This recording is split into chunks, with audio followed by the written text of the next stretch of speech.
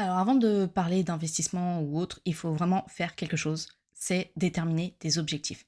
Pourquoi? Parce qu'en fait, ton cerveau, il marche d'une certaine manière. Si tu as un objectif fixe, il va aller dessus. Si tu as un objectif flou, ça va pas marcher. Il y a plusieurs moyens de déterminer les objectifs. Nous, on va utiliser la méthode objectif SMART.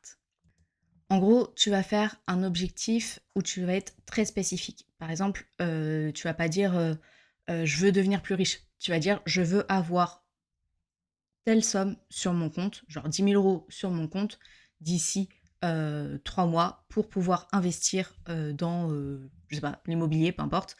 Euh, et aujourd'hui, j'ai déjà 5 000 € sur mes comptes. Donc, combien j'ai besoin pour pouvoir atteindre ces 10 000 € dans ces 3 mois. Ça, c'est la manière de définir un objectif SMART.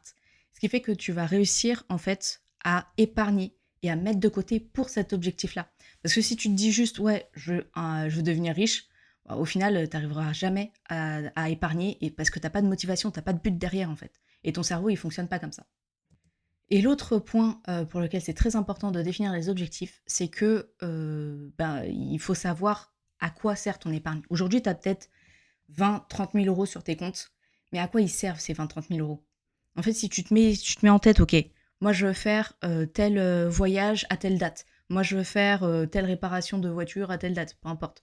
Je veux investir dans tel projet à telle date. En fait, tu vas dire, ok, j'ai besoin de combien pour chaque projet et combien j'ai actuellement, et donc qu'est-ce que je peux faire ou non. Et à partir de là, du coup, tu vas pouvoir savoir où tu peux investir.